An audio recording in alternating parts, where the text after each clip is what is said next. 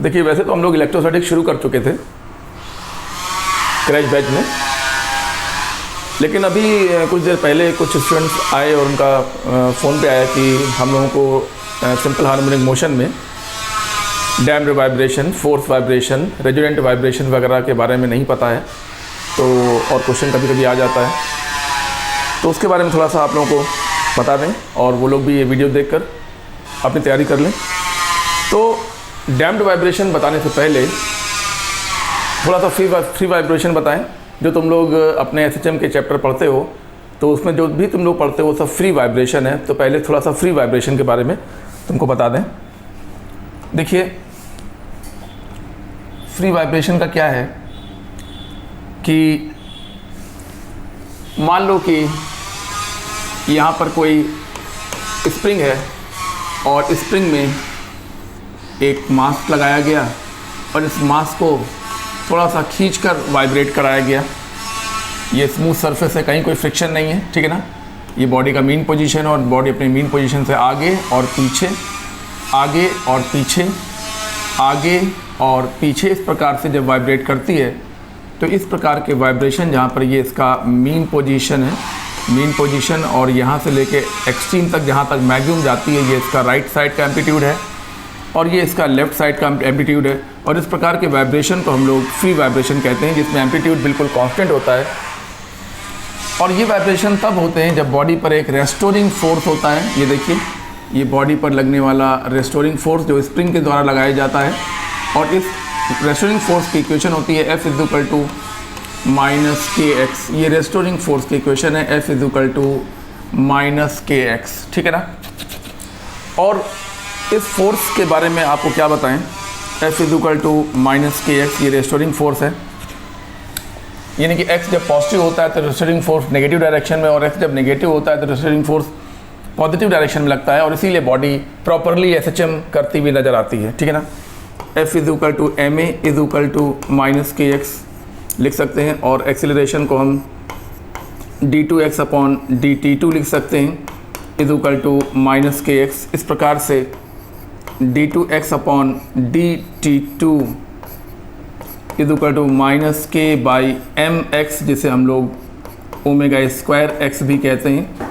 यानी कि यहाँ से हमको ये बात पकड़ में आप समझ में आती है, बड़ी इंपॉर्टेंट बात है कि ω2 की वैल्यू k/m के इक्वल होती है, यानी कि ओमेगा की वैल्यू √k/m के इक्वल होती है, जहाँ पर k को हम लोग रेस्टोरिंग कांस्टेंट कहते हैं। इसकी वैल्यू सवाल में कभी कभी दी जाती है और कभी कभी निकालने को कहा जाता है।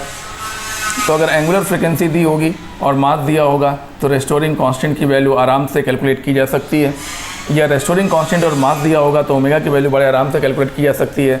लेकिन यह बात आप तय समझ लीजिए कि अगर आपको ये रिलेशन नहीं याद रहता है तो आप लोगों को एसएचएम के कई क्वेश्चन सॉल्व करने में बहुत परेशानी का सामना करना पड़ सकता है।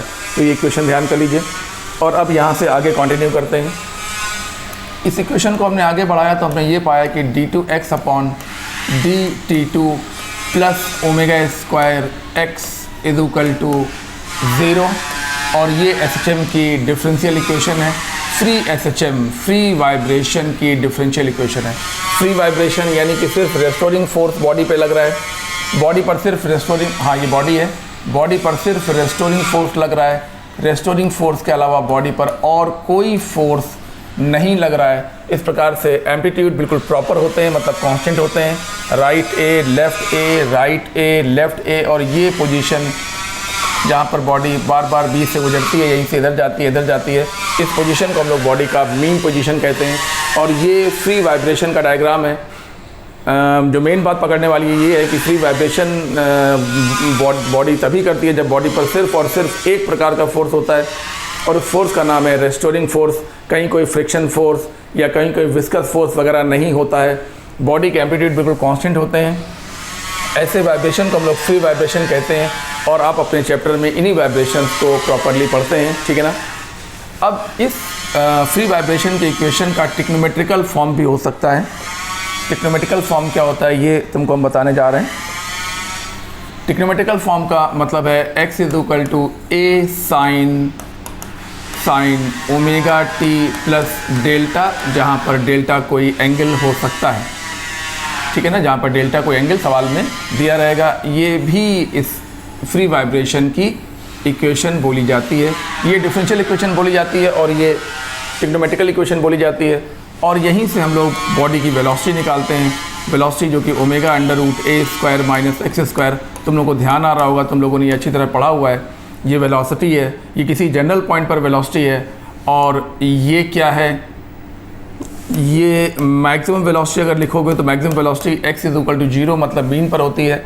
मीन को हम लोग कहते हैं x इज इक्वल टू 0 और ये इसको ओमेगा नॉट कहते हैं। ओमेगा नॉट ये बॉडी की नेचुरल फ्रिक्वेंसी बोली जाती है, नेचुरल फ्रिक्वेंसी।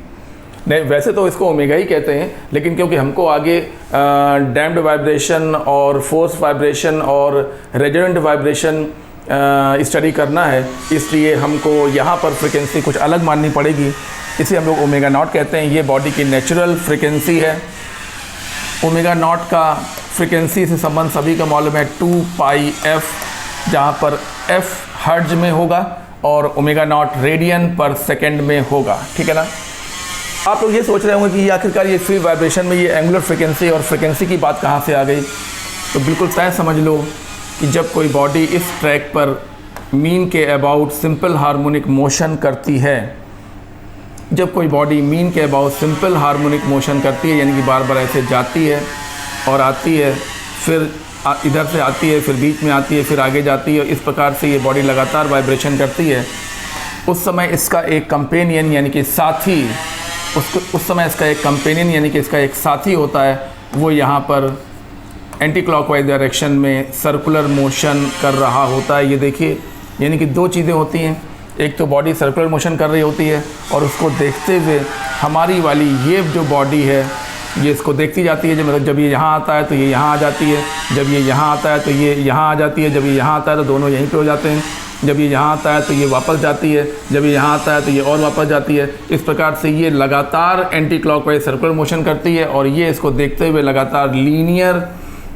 यानी कि सीधी रेखा में लीनियर सिंपल हार्मोनिक मोशन करती है। ये यूनिफॉर्मली सर्कुलर मोशन करती है और ये लीनियर सिंपल हार्मोनिक मोशन ये इसको देखता रहता है। ये जहाँ जाता है ये उसी को फॉलो करता है और फॉलो करने के दौरान ये इसीलिए इसी फॉलोइंग की वजह से लीनियर सिंपल हार्मोनिक मोशन करता है, जिसकी वेलोसिटी ओमेगा अंडर रूट ए स्क्वायर माइनस एक्स स्क्वायर और इसकी मैक्सिमम वेलोसिटी होती है ए ओमेगा।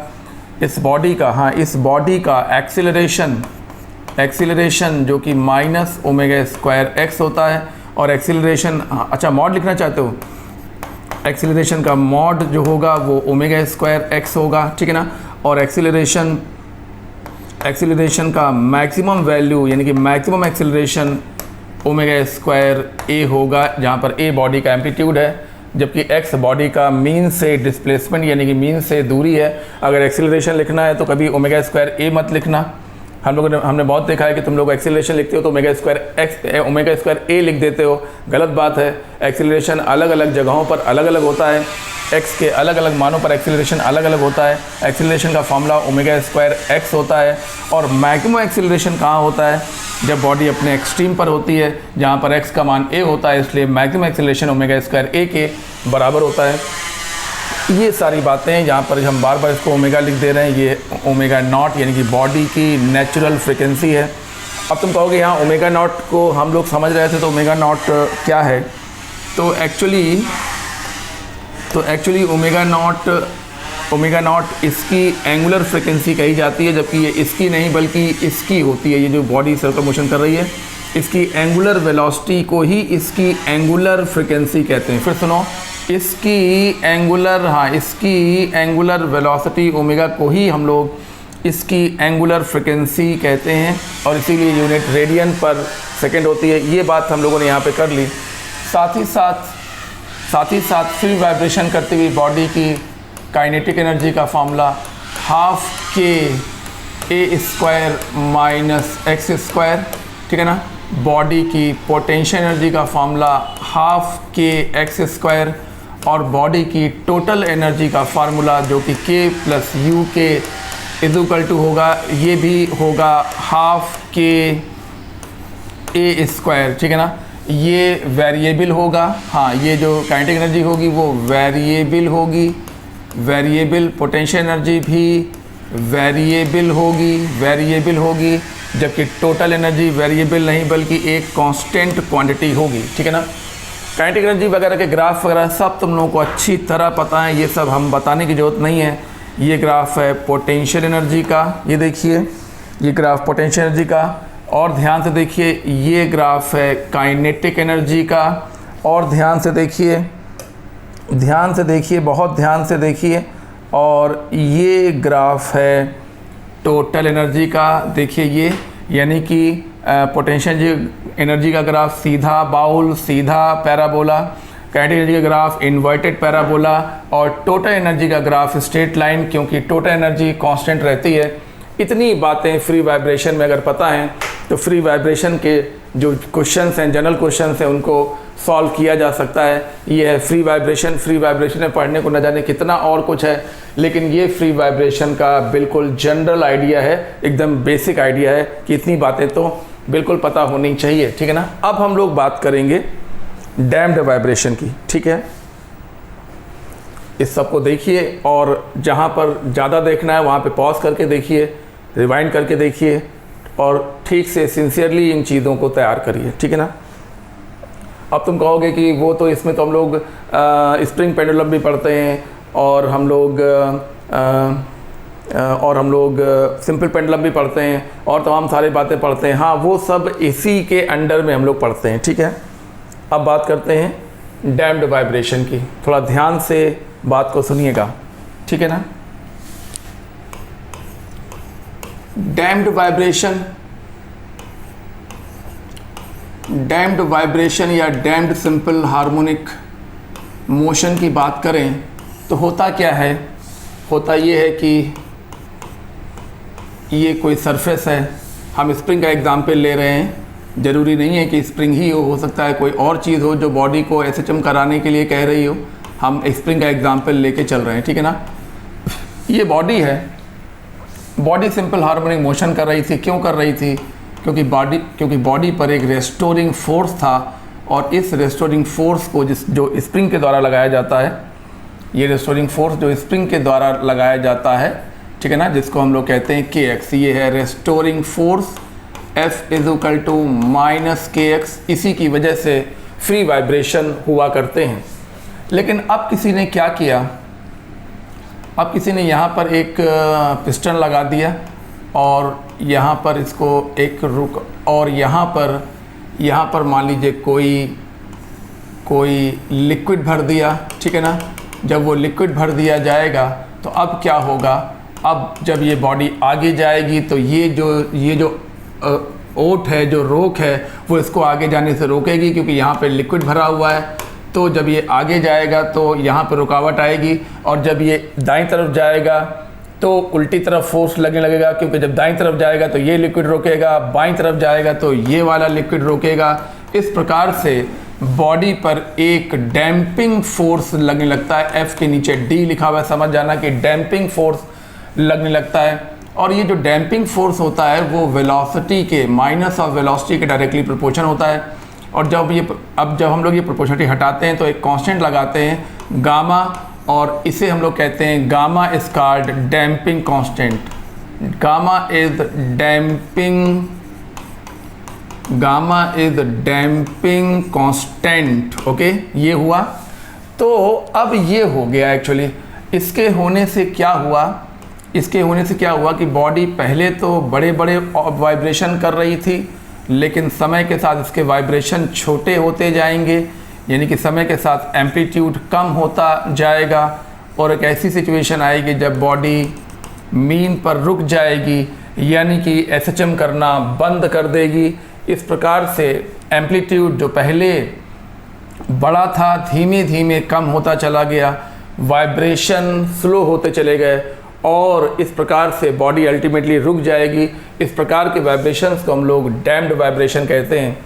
इसका मतलब ये हुआ कि अब फोर्स जो कि पहले लग रहा था -KX, इसके साथ साथ -γV भी लगने लगेगा। तो ये F = ma होता है, ये तो पता ही होगा। तो -KX -γV हो जाएगा।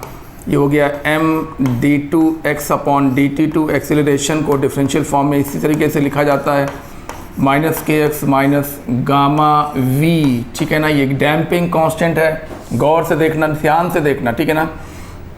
तो ये हुआ M D two X upon D T two is equal to minus K X minus gamma, और वेलोसिटी को हम लिख सकते हैं D X by D T.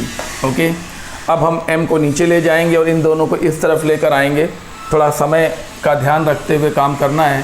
तो D two X upon D T two plus gamma by M D X upon D T plus K by M X is equal to 0।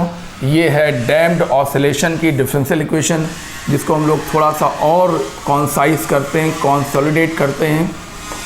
तो D two X upon D T two plus इस चीज़ को 2b नाम दिया गया, इस constant को नाम दिया गया 2b, ठीक है ना, D X by D T.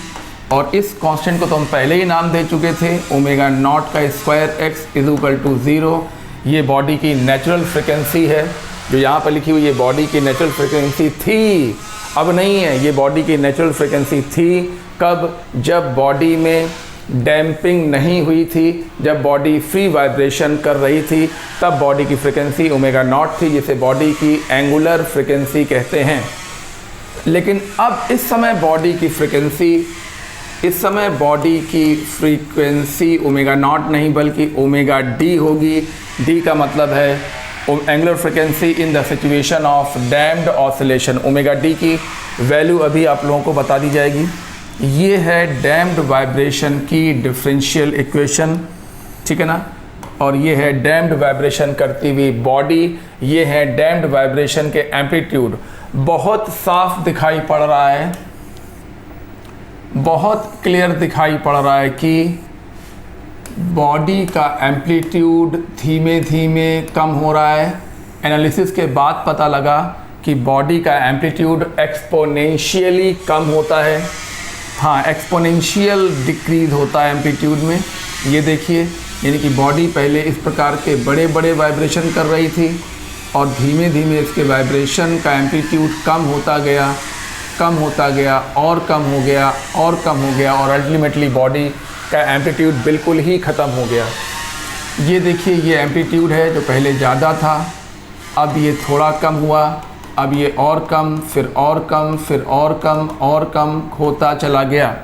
तो एम्पलीट्यूड एक्चुअली एक्सपोनेंशियल डिक्रीज़ करता है और एम्पलीट्यूड की इक्वेशन होती है A is equal to A naught, जहाँ पर ए नॉट सबसे पहले वाले वाइब्रेशन का एम्पलीट्यूड था, यानी कि ये पूरा यहाँ से लेके यहाँ तक ये ए नॉट था, जो अब ए नॉट नहीं बल्कि ए हो गया।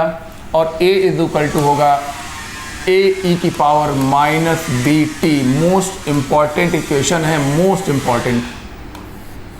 अगर आप डैम्प्ड वाइब्रेशन पढ़ रहे हैं तो ये इक्वेशन मोस्ट इम्पॉर्टेंट है। बॉडी का एम्पलीट्यूड एक्सपोनेंशियली कम होता चला जाएगा। ए नॉट क्या है?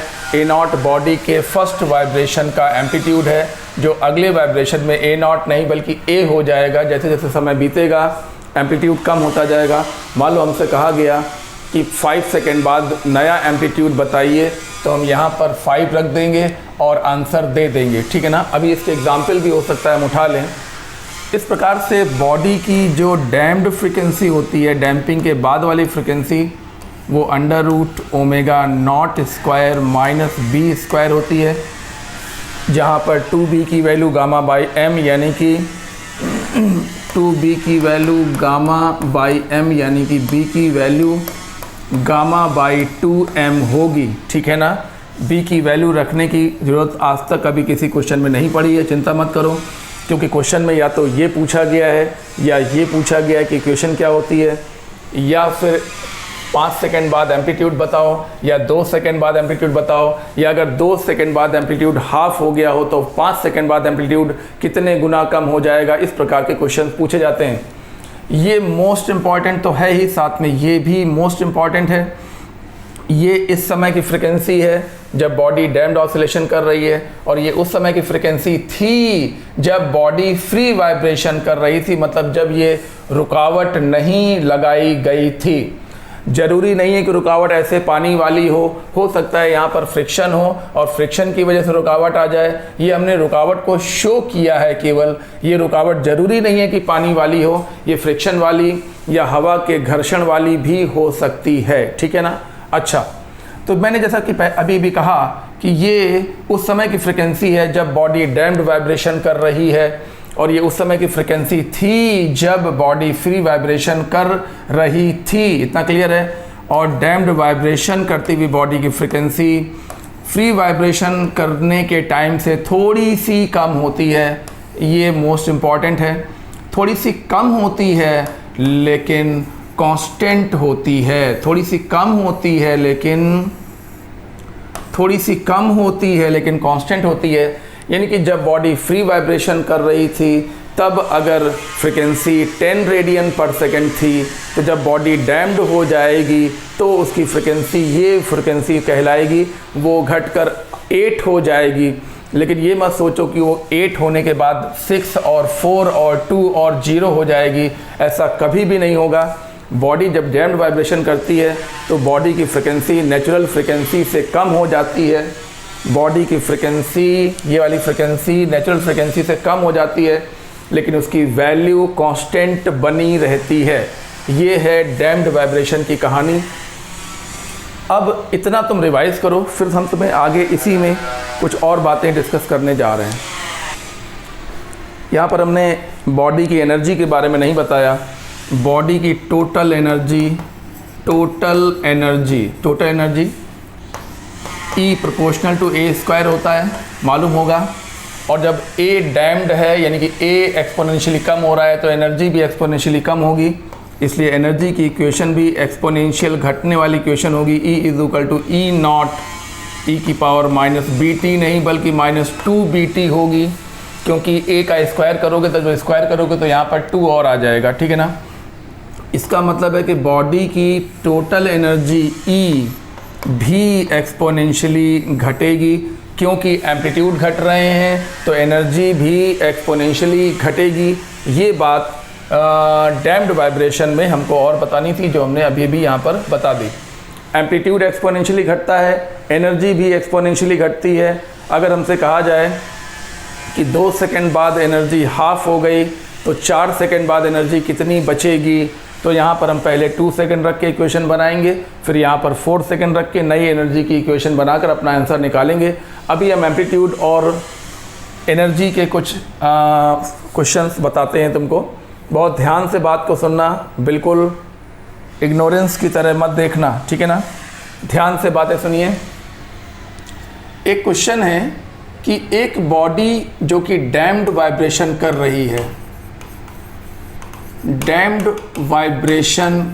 है, ठीक है ना, और 2 सेकंड में इन 2 सेकंड एम्पलीट्यूड जो पहले A नॉट था वो 1/3 हो गया, देन 5 सेकंड बाद 2 सेकंड बाद इतना हो गया, तो 5 सेकंड बीत जाने के बाद अब नया एम्पलीट्यूड क्या होगा।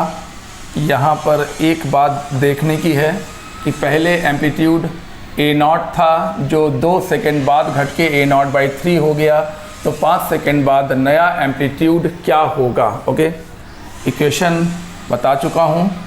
इक्वेशन बताने के बाद अब देखिए उसका ये एग्जाम्पल है। ये एम्पलीट्यूड है डैम्पिंग के बाद is equal to A naught, ये इनिशियल एम्पलीट्यूड है, E की पावर माइनस B, और 2 सेकंड बाद तो यहाँ पर T की जगह पर 2 सेकंड रखेंगे। A नॉट E की पावर माइनस T की जगह 2 रखेंगे तो 2B हो जाएगा, और ये A नॉट बाई 3 बताया जा रहा है। A नॉट से A नॉट कैंसिल हो जाएगा, और E की पावर माइनस 2B की वैल्यू 1/3 आ जाएगी। तो E की पावर माइनस B की वैल्यू निकाल लेना, जो कि 1/3 की पावर 1/2 हो जाएगा, क्योंकि जब पावर यहाँ से हटेगी तो यहाँ पर उल्टी हो जाएगी, यानी कि रेसिप्रोकल पावर हो जाएगी। यहाँ पर पावर 2 था, हम e की पावर माइनस b की वैल्यू निकालना चाहते थे, तो जब 2 उधर जाएगा तो 1/2 हो जाएगा, ठीक है ना। ये सब बातें तुम्हें मेरे हिसाब से पता ही होंगी। अब बात करते हैं 5 सेकेंड बाद, यानी कि आफ्टर 5 सेकेंड। आफ्टर 5 सेकेंड, ठीक है ना, ध्यान से देखना। नया amplitude a dash is equal to initial amplitude a naught e की पावर माइनस bt। अब हमें t की जगह पर 5 लेके चलना है, तो -5b हो जाएगा। t की जगह 5, तो ये हो गया 5b। अब इसके आगे कैसे बढ़ोगे, a नॉट e की पावर -5b को e की power -b whole to the power 5 बोलेंगे कि नहीं बोलेंगे। 5b पावर के पावर चढ़ा देते हैं, मल्टीप्लिकेशन का ये होता है रूल, ठीक है ना।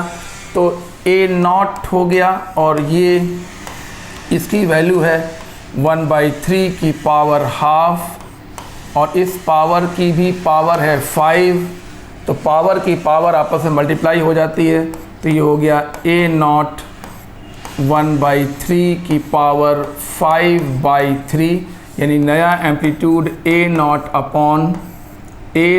अपॉन 3 की पावर 5/3 होगा। इतना सिंपल तरीके से डैम्पिंग के क्वेश्चंस को सॉल्व किया जा सकता है, ठीक है ना। एक बार हमने देखा एक क्वेश्चन नीट में ही पूछा गया था, आप आंसर उठा के चाहे तो देख लीजिए, आपको क्वेश्चन मिल जाएगा। उन्होंने कहा था कि एक बॉडी डैम्प्ड वाइब्रेशन कर रही है, बिल्कुल डिट्टो क्वेश्चन बताने जा रहे हैं जो नीट में पूछा गया था। एक बॉडी डैम्प्ड वाइब्रेशन कर रही है, ठीक है ना, और 100 वाइब्रेशन करने के बाद आफ्टर 100 वाइब्रेशन, 100 वाइब्रेशन करने के बाद एम्पलीट्यूड 1/3 हो गया, ठीक है ना। एम्पलीट्यूड a नॉट जो पहले a नॉट था, 100 वाइब्रेशन करने के बाद इनिशियल एम्पलीट्यूड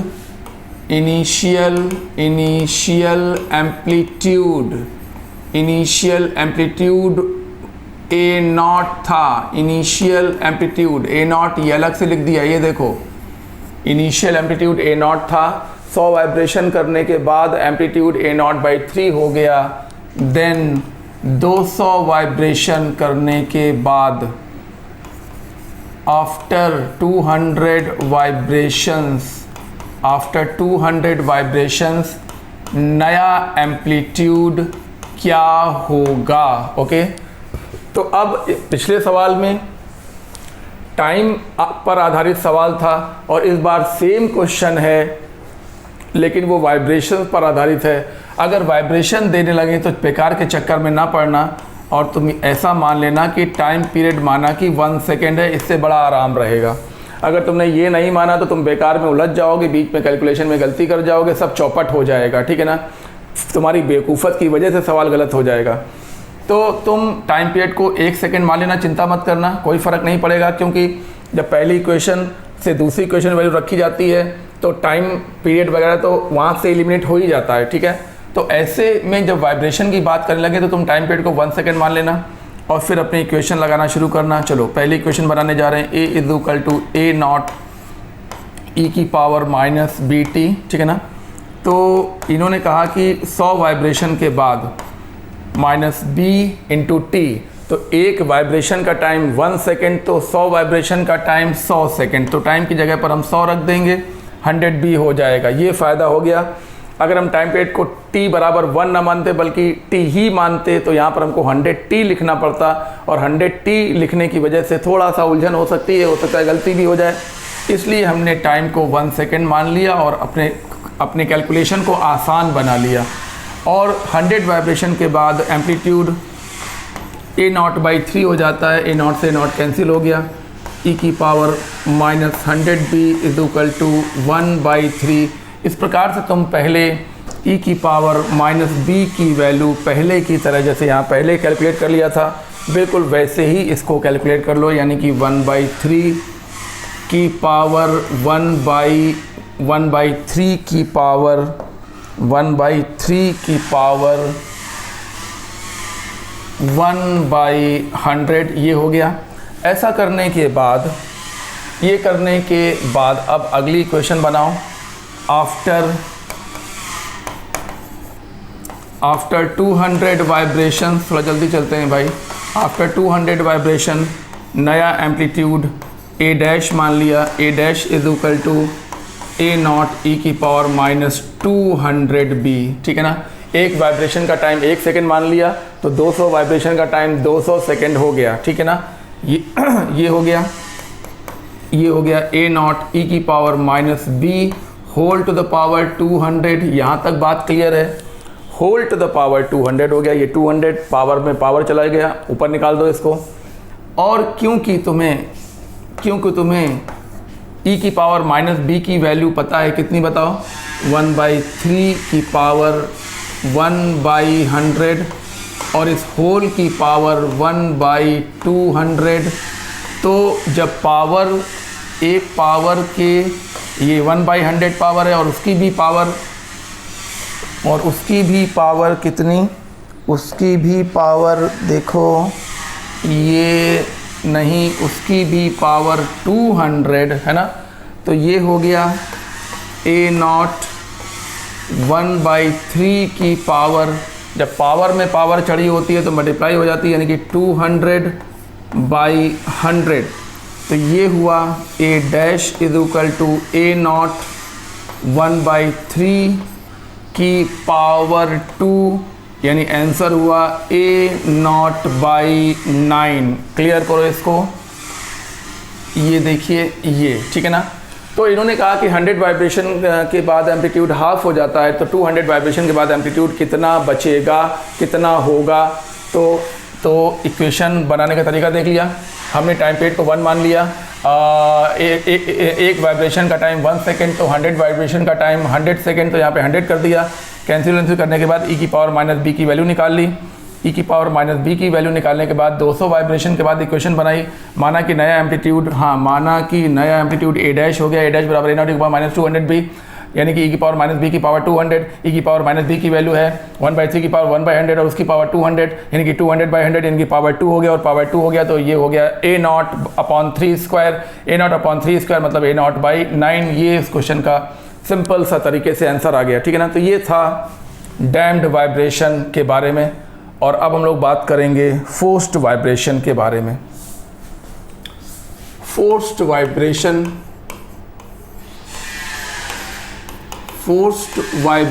में क्या होता है,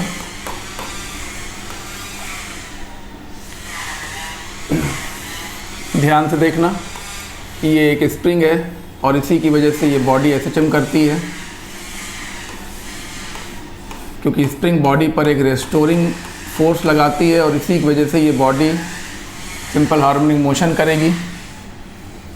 ये स्प्रिंग बॉडी पर रेस्टोरिंग फोर्स लगा रही थी, जिसका फार्मूला होता है -kx। 10 बार बता चुके हैं, बार बार ना बताना पड़े, ठीक है ना। अब बॉडी में डैम्पिंग हो गई किसी वजह से, ये डैम्पिंग की वजह हम बना रहे हैं। देखिए यहाँ पर तुमने कोई कंटेनर रख दिया जिसमें तुमने कोई लिक्विड भर दिया, लिक्विड भरने की वजह से जब बॉडी लेफ़्ट साइड में गई तो भी रुकावट आई, और जब बॉडी राइट साइड में गई तो भी पानी की वजह से रुकावट आई। इस प्रकार से वाइब्रेशन के एम्पलीट्यूड धीमे धीमे कम होने लगे, और इसी को हम लोग कहते हैं डैम्प्ड वाइब्रेशन, ठीक है ना। लेकिन अब हम लोग फोर्स वाइब्रेशन पढ़ रहे हैं। तो फोर्स वाइब्रेशन क्या होता है, सुनो। जब बॉडी डैम्प्ड वाइब्रेशन करने की सिचुएशन में होती है तो उसका एम्पलीट्यूड लगातार एक्सपोनेंशियली कम होता चला जाता है, और एनर्जी भी कम होती चली जाती है, और अंत में बॉडी एसएचएम करना बंद कर देती है। इस कमी को दूर करने के लिए एक एक्स्ट्रा फोर्स लगाना पड़ता है, और इस एक्स्ट्रा फोर्स को हम लोग एक्सटर्नल फोर्स भी कह सकते हैं। और ये एक्सटर्नल फोर्स लगाने पर जो कि पीरियोडिक होता है, यानी कि देखिए पीरियोडिक है, F0 sin ओमेगा टी, ये इस एक्सटर्नल फोर्स की इक्वेशन है जो कि पीरियोडिक है, और इस एक्सटर्नल फोर्स की फ्रीक्वेंसी ओमेगा है। इस फोर्स को लगाने के बाद बॉडी फिर से कांस्टेंट एम्पलीट्यूड के वाइब्रेशन करने लगती है, और इस सिचुएशन को हम लोग कहते हैं फोर्स्ड वाइब्रेशन। ये बॉडी की मीन पोजीशन है, देखिए मीन पोजीशन, और ये बॉडी के एम्पलीट्यूड। जब बॉडी डैम्प्ड हो गई थी तो बॉडी के एम्पलीट्यूड एक्सपोनेंशियली घटने लगे थे, कम होने लगे थे, लेकिन अब बॉडी एक कांस्टेंट एम्पलीट्यूड से वाइब्रेट कर रही है। किसकी वजह से? इस एक्सटर्नल पीरियोडिक फोर्स की वजह से। ये एक्सटर्नल फोर्स नेचर में पीरियोडिक नेचर का होता है। पीरियोडिक नेचर का फोर्स लगाने पर बॉडी के वाइब्रेशन फिर से मेंटेन हो जाते हैं और इस सिचुएशन को हम लोग कहते हैं फोर्स्ड वाइब्रेशन, ठीक है ना। अब बॉडी की फ्रिक्वेंसी फिर से कांस्टेंट हो जाती है इस बॉडी, और बॉडी में और क्या खास बात होती है वो सुनिए। Frequency is equal to omega, यानी कि अब बॉडी, हाँ, frequency is equal to omega naught omega naught, साफ साफ देख लो क्या लिखा हुआ है, नॉट ओमेगा नॉट। जब बॉडी फ्री वाइब्रेशन कर रही थी तब उसकी नेचुरल फ्रिक्वेंसी ओमेगा नॉट थी, और अब बॉडी एक एक्सटर्नल पीरियोडिक फोर्स के अंडर में अब वैसे ही ऑसिलेशन कर रही है। अगर हम ये डायग्राम छुपा लें तो तुम कहोगे कि बॉडी फ्री वाइब्रेशन कर रही है, बल्कि सच्चाई तो ये है कि वो फोर्स वाइब्रेशन कर रही है। फिर से एक बार सुनो, अगर हम ये सब छुपा लें तो तुम कहोगे कि बॉडी फ्री वाइब्रेशन कर रही है, लेकिन असली सच्चाई ये है कि बॉडी इस फोर्स की वजह से कांस्टेंट एम्पलीट्यूड के वाइब्रेशन कर रही है। और ऐसे वो जो एक्सटर्नल फोर्स है वो नेचर में अगर पीरियोडिक होता है तो ऐसे वाइब्रेशन को हम लोग फोर्स्ड वाइब्रेशन के नाम से जानते हैं।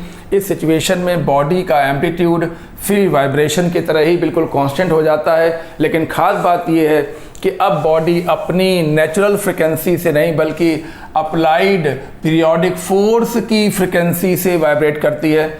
फॉर एग्जांपल, बॉडी की natural frequency omega naught 20 radian पर सेकेंड थी, और अप्लाइड फोर्स की फ्रिक्वेंसी में यहाँ पर लिखा हुआ है, मान लो 22 लिखा हुआ है, तो ये 22 रेडियन पर सेकेंड एक्सटर्नल पीरियोडिक फोर्स की फ्रिक्वेंसी है। और अब बॉडी अपनी नेचुरल फ्रिक्वेंसी ओमेगा नॉट 20 नहीं बल्कि इस ओमेगा फ्रिक्वेंसी से वाइब्रेट करेगी, यानी कि 22 फ्रिक्वेंसी से वाइब्रेट करेगी। ओके, अब हम इस सिचुएशन में इक्वेशन जरा अपनी डेवलप करें। बहुत ध्यान से बात सुनिएगा, बहुत ज़्यादा ध्यान से, ठीक है ना। तो बॉडी पर लगने वाला नेट फोर्स में ये हो गया रेस्टोरिंग फोर्स, ये हो गया डैम्पिंग फोर्स। भूल गए ना? इतनी जल्दी मतलब भूलते हो, अभी बताया है और तुम भूलना भी स्टार्ट कर चुके हो, यही गड़बड़ है। बार बार सुनो और तैयार करो। ये देखो डैम्पिंग फोर्स लग रहा है, ये देखो रेस्टोरिंग फोर्स लग रहा है, दोनों लिखे हुए हैं। और अब एक तीसरा फोर्स जो कि एक्सटर्नल पीरियोडिक फोर्स है, F0 साइन ओमेगा टी, ये भी बॉडी पर लगने लगा, ठीक है ना। फोर्स को हम ma लिख सकते हैं, बाकी सब वैसे ही है। गामा v को हम dx/dt लिख सकते हैं, ठीक है ना। डिफरेंशियल इक्वेशन बना रहे हैं, और ये तो जैसा है वैसा है, साइन ओमेगा टी, फाइन। अब हम पहले आर्टिकल्स की तरह ही यहाँ पर आगे बढ़ रहे हैं। एक्सेलरेशन को d2x/dt2 लिख सकते हैं, ठीक है ना, और is equal to -kx minus gamma dx/dt and plus F0 sine omega T. अब बॉडी अपनी नेचुरल, बार बार बोल रहे हैं जो सवाल पूछे जाने के चांस हैं। अब बॉडी अपनी नेचुरल फ्रिक्वेंसी, फ्री वाइब्रेशन के टाइम वाली नेचुरल फ्रिक्वेंसी ओमेगा नॉट से नहीं बल्कि एक्सटर्नल पीरियोडिक फोर्स की फ्रिक्वेंसी ओमेगा से वाइब्रेट करेगी, वो लिखा हुआ है, ठीक है ना। m को नीचे ले आएँ और इन सब चीज़ों को एक तरफ ले आएँ, तो इक्वेशन बन गई d2x/dt2 plus gamma by m dx/dt plus k/m x minus F0 sine omega T is equal to 0। ये फोर्स्ड वाइब्रेशन की डिफरेंशियल इक्वेशन है। क्या तुमको पता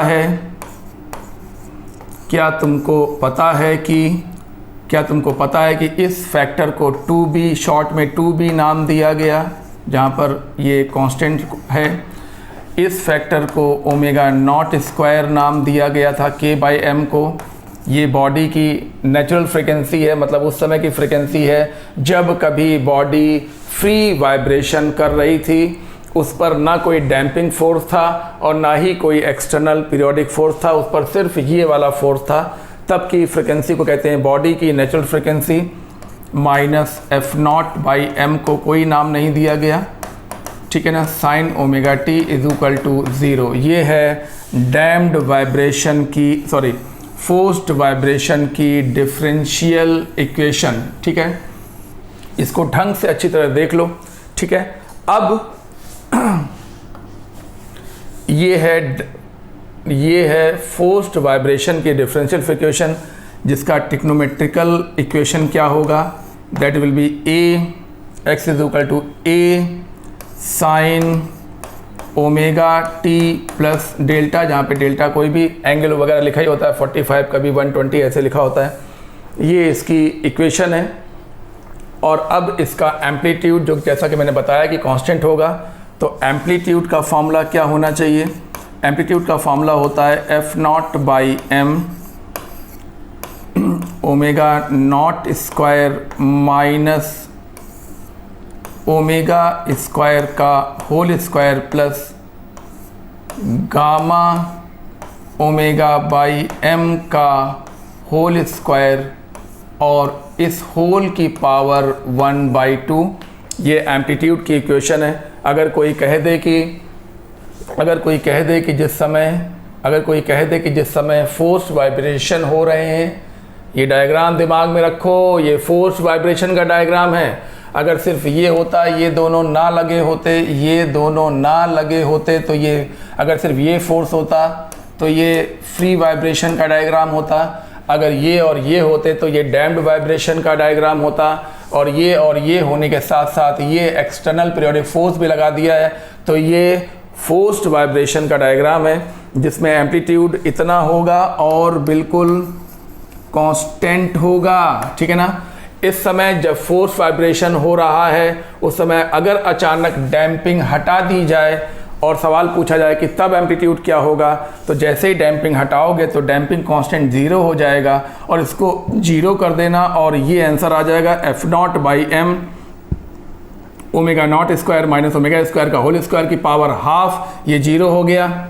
अरे भाई 0 हमेशा नहीं हो गया। अगर सवाल पूछ लिया गया कि फोर्स वाइब्रेशन हो रहे थे और अचानक डैम्पिंग ख़त्म हो गई, ये टूट गया, यहाँ से ये टूट गया, तो अब जैसे ये टूटा तो डैम्पिंग इफेक्ट ख़त्म हो गया, यानी कि डैम्पिंग कांस्टेंट 0 कर देना। और ये जब 0 हो जाएगा तो ये पावर 2 और ये पावर 1/2, 2 से 2 कैंसिल हो जाएगा, तो आंसर आएगा F0/m ब्रैकेट में omega naught square minus omega square.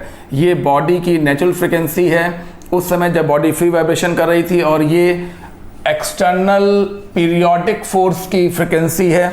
ये रिजल्ट इस प्रकार से आ जाएगा। कहने का मतलब ये है कि ज़्यादा बातें करने के बजाय तुमको ये बता दें कि अगर फोर्स वाइब्रेशन हो रहे हैं और अचानक डैम्पिंग ख़त्म हो जाए तो जहाँ जहाँ गामा है वहाँ 0 कर देना। ये डैम्पिंग कांस्टेंट होता है, जहाँ जहाँ डैम्पिंग कांस्टेंट गामा लिखा है वहाँ 0 कर देना और जो आंसर आना होगा वो आ जाएगा। चिंता करने की कोई बात नहीं है, ठीक है ना। अब डैम्पिंग कांस्टेंट में क्या होता है, फोर्स वाइब्रेशन में क्या होता है कि ये बॉडी का डिस्प्लेसमेंट है, यानी कि मीन से दूरी। आपको क्या पता है एक्स क्या होता है? एक्स क्या होता है नहीं पता है। ये बॉडी की मीन पोजीशन है और मान लीजिए बॉडी किसी वक्त यहाँ पर है, किसी वक्त यहाँ पर है, तो मीन से दूरी को ही हम लोग कहते हैं एक्स, ठीक है ना। तो ये बॉडी का डिस्प्लेसमेंट है और ये बॉडी पर लगने वाला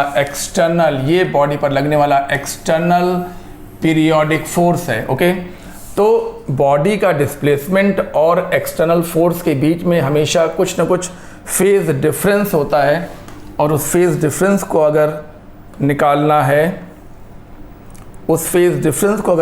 है, तो उसका फॉर्मूला होता है tan delta is equal to gamma omega by m bracket में omega naught square minus B square. ये फेज डिफरेंस का फॉर्मूला होता है। अब अगर कोई कह दे कि बॉडी फोर्स वाइब्रेशन कर रही थे, ये देखिए बॉडी फोर्स वाइब्रेशन कर रही है, ये लगा हुआ है ना, तो बॉडी फोर्स वाइब्रेशन कर रही है और अचानक अगर डैम्पिंग टूट जाए, डैम्पिंग ख़त्म हो जाए, तो डिस्प्लेसमेंट और डिस्प्लेसमेंट, हाँ डिस्प्लेसमेंट और एक्सटर्नल पीरियोडिक फोर्स के बीच में फेज डिफरेंस क्या होगा, तो जो हमने कह दिया डैम्पिंग खत्म हो गई तो तुम गामा को 0 कर दोगे। गामा को 0 करते ही 10 डेल्टा बराबर 0, यानी कि delta is equal to 0 answer आएगा। यानी कि दोनों सेम फेज में हो जाएंगे, सेम फेज में हो जाएंगे, ठीक है ना। ये तैयार कर लिया। तो ये सब हो गया डैम्पिंग, ये सब हो गया फोर्स वाइब्रेशन के बारे में। अब हम लोग बात करेंगे रेजोनेंट वाइब्रेशन की। रेजोनेंट वाइब्रेशन क्या होते हैं? रेजोनेंट वाइब्रेशन, बहुत ध्यान से, ठीक है। ये देखिए, ये एक स्प्रिंग है, फाइन। ये स्प्रिंग और स्प्रिंग में एक बॉडी लगी हुई है, ठीक है ना। ये बॉडी है, ये बॉडी यहाँ पर एसएचएम कर रही थी। क्यों कर रही थी? क्यों कर रही थी? तुमको नहीं मालूम क्यों कर रही थी?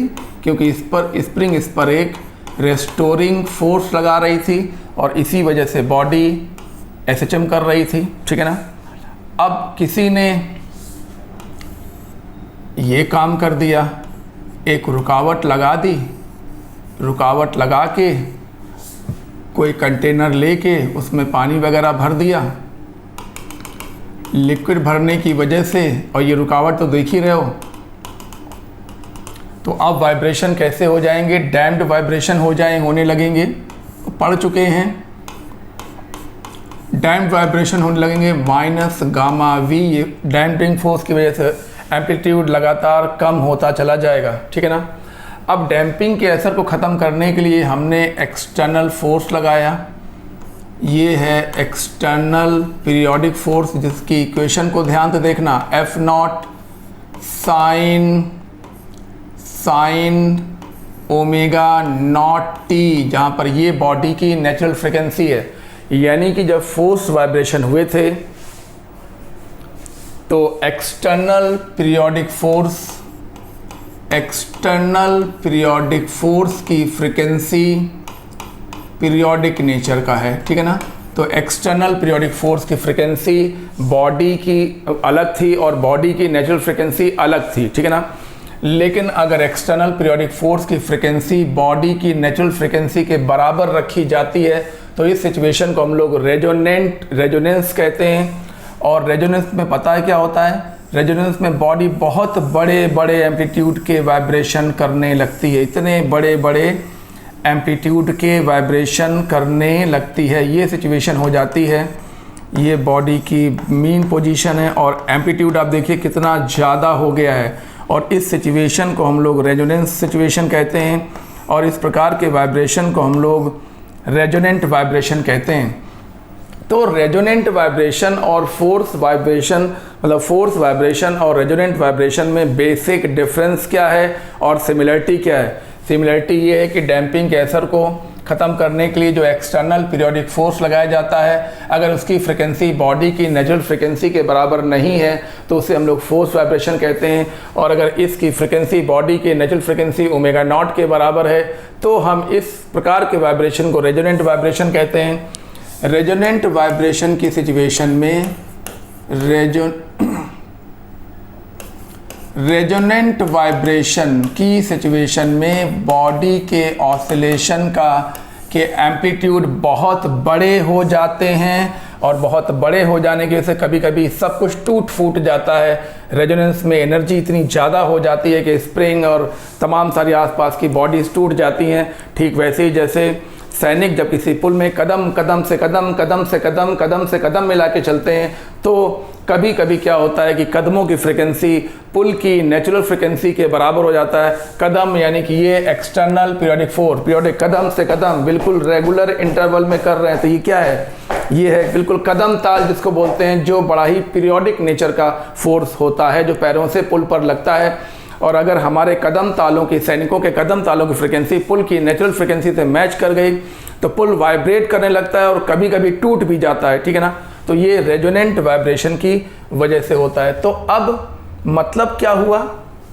मतलब ये हुआ कि जब रेजोनेंस होगा तो एम्पलीट्यूड बहुत ज़्यादा हो जाएंगे, और उस समय अगर डैम्पिंग ख़त्म हो जाए तो एम्पलीट्यूड इनफाइनाइट हो जाएंगे। ये डायग्राम है नो डैम्पिंग का, no damping with external periodic force. इस डायग्राम को बोलेंगे नो डैम्पिंग वाला डायग्राम, नो डैम्पिंग। अगर एम्पलीट्यूड सिर्फ यहाँ तक बढ़ता है तो इसे कहेंगे लो डैम्पिंग।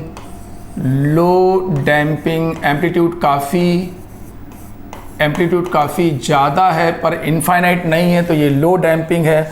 और अगर एम्पलीट्यूड काफ़ी कम रह जाता है तो इसे हम लोग कहेंगे हाई डैम्पिंग वाला सिचुएशन। ये डायग्राम हाई डैम्पिंग सिचुएशन में बना हुआ है, हाई डैम्पिंग सिचुएशन। और ये जो तुमको यहाँ पर जो फ्रीक्वेंसी है यही है बॉडी की नेचुरल फ्रीक्वेंसी। जब अप्लाइड फोर्स की फ्रीक्वेंसी बॉडी की नेचुरल फ्रीक्वेंसी के बराबर हो जाता है तो उस समय रेजोनेंस हो जाता है। अगर रेजोनेंस होते वक्त डैम्पिंग ख़त्म हो जाए तो एम्पलीट्यूड थ्योरेटिकली इनफाइनाइट हो जाते हैं। ये देखिए इनफाइनाइट खुला हुआ है, बंद ही नहीं हो रहा है, यानी कि अनंत पे जा रहा है। तो एम्पलीट्यूड थ्योरेटिकली इनफाइनाइट हो जाते हैं।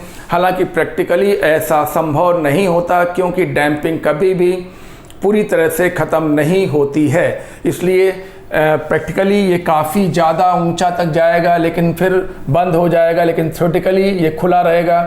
तो सवाल जो होता है वो थ्योरेटिकल होता है। तो ये डायग्राम नो डैम्पिंग का है with the external periodic force, ये सवाल लो डैम्पिंग का है विद एक्सटर्नल पीरियोडिक फोर्स, और ये सवाल हाई डैम्पिंग, ये डायग्राम हाई डैम्पिंग सिचुएशन का है in the presence of external periodic force. तो आखिरकार तुमने इतनी देर में क्या सीखा, इस बात को देखना बड़ा ज़रूरी है। इतना देर से आप ये सब कर रहे हैं, आपने सीखा क्या हम लोग एक दूसरे का टाइम ख़राब कर रहे हैं? अगर ऐसा है तो ये बात अच्छी बात नहीं है, ठीक है ना। बहुत ध्यान से बात को सुनिएगा। देखिए, जब किसी बॉडी पर, बहुत ध्यान से, जब किसी बॉडी पर केवल रेस्टोरिंग फोर्स होता है F = -kx, F = -kx, इसको ठीक कर दिया जाए। F = -kx, जिसको हम लोग रेस्टोरिंग फोर्स कहते हैं। तो बॉडी कांस्टेंट एम्पलीट्यूड के वाइब्रेशन राइट लेफ्ट, हाँ बिल्कुल बराबर है, कम ज़्यादा नहीं है, थोड़ा सा बन गया है कम ज़्यादा, लेकिन वो कम ज़्यादा नहीं है, बिल्कुल बराबर है, ठीक है ना। ये भी A और ये भी A, इस प्रकार के कांस्टेंट एम्पलीट्यूड के वाइब्रेशन करती है। ये फोर्स की इक्वेशन होती है और ये फोर्स सॉल्व करने के बाद ये फोर्स की डिफरेंशियल इक्वेशन होती है और ये बॉडी की नेचुरल फ्रिक्वेंसी होती है। बॉडी की नेचुरल फ्रिक्वेंसी √K/m होती है, जहाँ पर K स्प्रिंग का स्प्रिंग कांस्टेंट है, या और कोई चीज़ होती तो इसको हम लोग स्प्रिंग कांस्टेंट नहीं बल्कि फोर्स कांस्टेंट कहते हैं। नेचुरल फ्रिक्वेंसी की वैल्यू √K/मास ऑफ द बॉडी होता है। ये बॉडी के SHM की डिफरेंशियल इक्वेशन है, ये बॉडी के SHM की ट्रिग्नोमेट्रिकल इक्वेशन है। इसको डिफरेंशिएट करके वेलोसिटी निकालोगे तो वेलोसिटी ω √a² - x² आ जाएगी, जहाँ पर x मीन से दूरी होती है। जहाँ पर x क्या होती है? जहाँ पर x मीन से दूरी होती है। मान लो कि ये बॉडी SHM कर रही है तो ये तो एम्पलीट्यूड वाली दूरी a है, और अगर कभी बॉडी यहाँ पर कहीं पर हुई तो एक्सट्रीम पर नहीं हुई बल्कि बीच में कहीं होगी। तो अगर बीच में कहीं होगी तो यहाँ से यहाँ तक की इस दूरी को हम लोग डिस्प्लेसमेंट फ्रॉम मीन पोजीशन यानी कि x कहते हैं। तो velocity ω √a² - x², maximum velocity a ω, acceleration -ω²x, acceleration का magnitude ω²x, maximum acceleration ω²a। Body की काइनेटिक एनर्जी वेरिएबल, देखिए ये फार्मूला है K = ½ काइनेटिक एनर्जी, ये काइनेटिक एनर्जी लिखी हुई है, = Ka² - x²। Potential energy ½ kx², ये भी वेरिएबल और ये भी वेरिएबल डिपेंड ऑन x, और टोटल एनर्जी बिल्कुल कांस्टेंट ½ Ka² होती है। ये बॉडी के पोटेंशियल एनर्जी का डायग्राम, ये काइनेटिक एनर्जी का डायग्राम और ये टोटल एनर्जी का डायग्राम यहाँ पर बना हुआ है। ये एंगुलर फ्रिक्वेंसी ω0 होती क्या है, नेचुरल फ्रिक्वेंसी ω0 होती क्या है? जब बॉडी SHM करती है तो उसका एक साथी ऊपर सर्कुलर मोशन करता है और इसकी आदत होती है कि ये अपने साथी को देख कर ही चलता है हमेशा।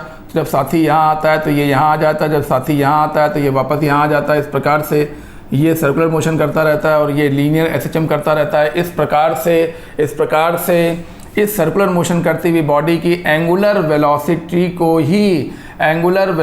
ही इस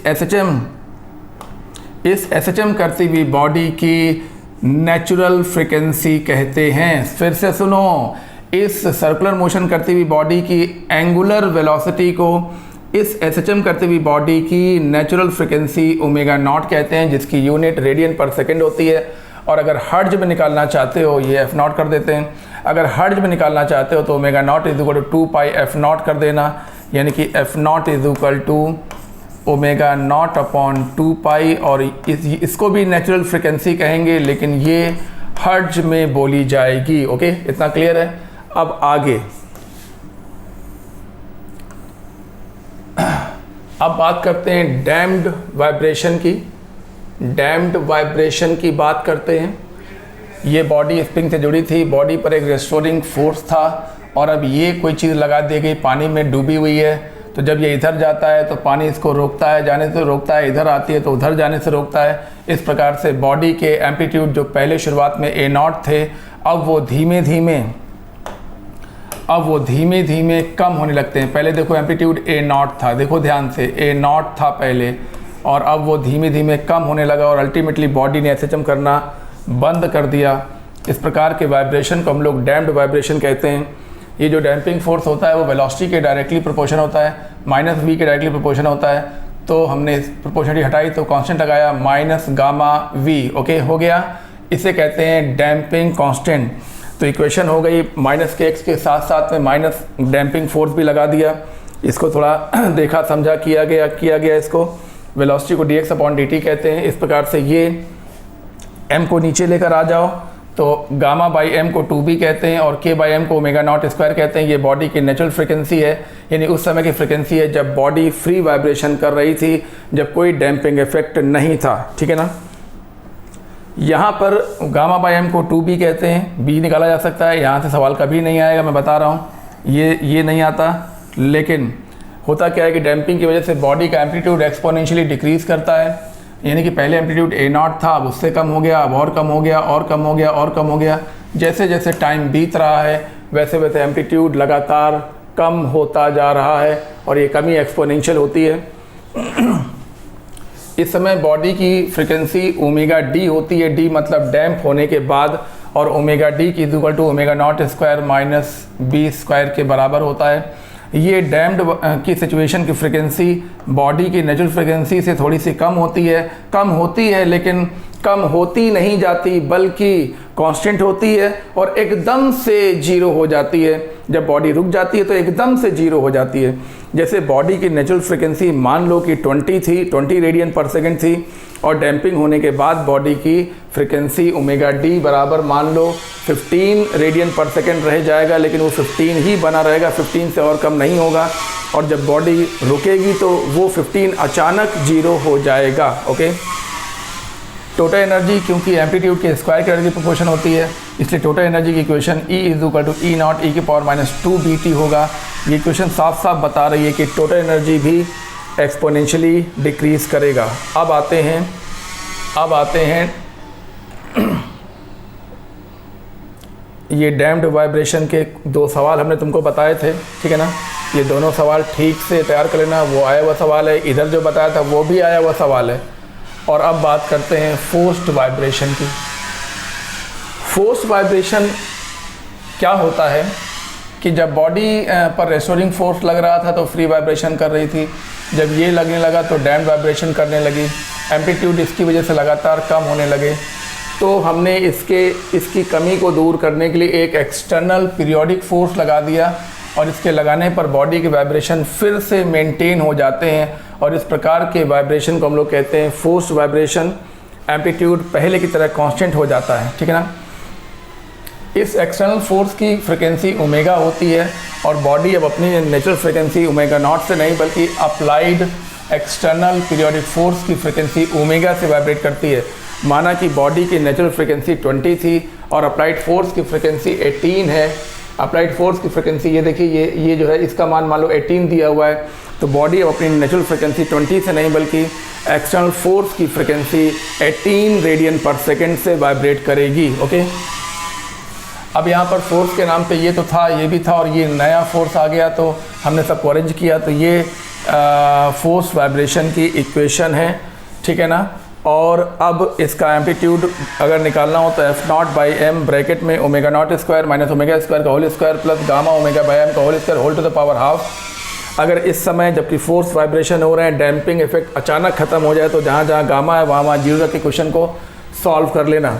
एक बात और हमने बताई थी कि अप्लाइड फोर्स और बॉडी का डिस्प्लेसमेंट कभी भी सेम फेज़ में नहीं होते, बल्कि इनके बीच कुछ ना कुछ फेज़ डिफरेंस होता है।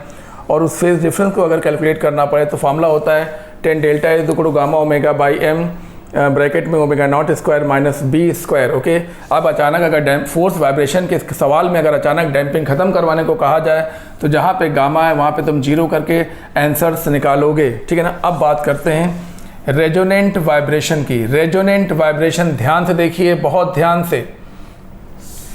ये स्प्रिंग लगी हुई है, ये बॉडी है, बॉडी पर स्प्रिंग के द्वारा रेस्टोरिंग फोर्स लग रहा है, ये पीछे पानी में डुबा दिया गया तो इसकी वजह से डैम्पिंग शुरू हो गई, और डैम्पिंग की वजह से एम्पलीट्यूड लगातार कम होने लगते हैं। इस कमी को दूर करने के लिए हम एक्सटर्नल पीरियोडिक फोर्स लगाते हैं और तब इस वाइब्रेशन को हम लोग कहते हैं फोर्स वाइब्रेशन।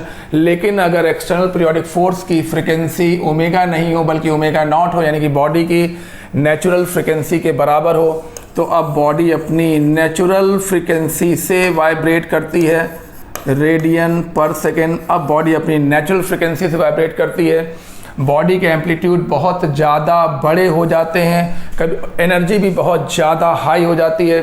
कभी कभी ये एम्पलीट्यूड और एनर्जी इतनी ज़्यादा होती है कि आसपास की चीज़ें जो कांटेक्ट में होती हैं वो टूटने लगती हैं, वाइब्रेट करने लगती हैं और वाइब्रेट कर करके टूटने लगती हैं, ठीक है ना।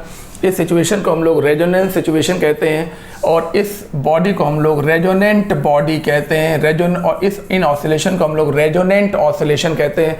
रेजोनेंट ऑसिलेशन की खास बात यह है कि अप्लाइड एक्सटर्नल फोर्स की फ्रिक्वेंसी बॉडी की नेचुरल फ्रिक्वेंसी के बराबर होती है। अब एम्पलीट्यूड का वेरिएशन देखिए, अगर रेजोनेंस की सिचुएशन है, ये है रेजोनेंस की सिचुएशन, अगर रेजोनेंस की सिचुएशन में अचानक डैम्पिंग इफेक्ट ख़त्म करवा दिया जाए तो एम्पलीट्यूड थ्योरेटिकली इनफाइनाइट हो जाते हैं, बहुत ज़्यादा बड़े हो जाते हैं और ये तहस नहस हो जाने वाली स्थिति होती है, बिल्कुल टूट फूट हो जाने वाली स्थिति होती है। एम्पलीट्यूड को इसीलिए इनफाइनाइट दिखाया गया है, हालांकि प्रैक्टिकली ऐसा संभव नहीं है। एम्पलीट्यूड बहुत ज़्यादा हो जाएंगे लेकिन इनफाइनाइट तक नहीं जाएंगे, यहाँ तक जाके शो कर देंगे। तो आप कहेंगे कि इस समय की सिचुएशन दिखाता हूँ को, इस समय की सिचुएशन में रेजोनेंट वाइब्रेशन हो रहे हैं और अचानक डैम्पिंग ख़त्म हो जाए तो एम्पलीट्यूड बिल्कुल इनफाइनाइट की ओर टेंड कर जाएंगे। ये इसका डायग्राम, ये नो डैम्पिंग का डायग्राम है। इसमें एम्पलीट्यूड काफ़ी ज़्यादा हैं, यानी कि ये लो डैम्पिंग पर बनाया गया डायग्राम है और यहाँ पर एम्पलीट्यूड काफ़ी कम वैल्यू तक जाके वापस आ रहा है, इसलिए ये हाई डैम्पिंग पर बनाया डायग्राम है। और ये जो एम्पलीट्यूड का ज़्यादा होना किस सिचुएशन में है, जब अप्लाइड एक्सटर्नल पीरियोडिक फोर्स की फ्रिक्वेंसी बॉडी की नेचुरल फ्रिक्वेंसी के बराबर होगा। तो इन सब चीज़ों को समझ लिया होगा तो इन आर्टिकल से क्वेश्चन बहुत आराम से तुम सॉल्व कर सकते हो। ये सब तुम्हें बहुत जल्दी से जल्दी रिवाइज कर लेना चाहिए, ठीक है।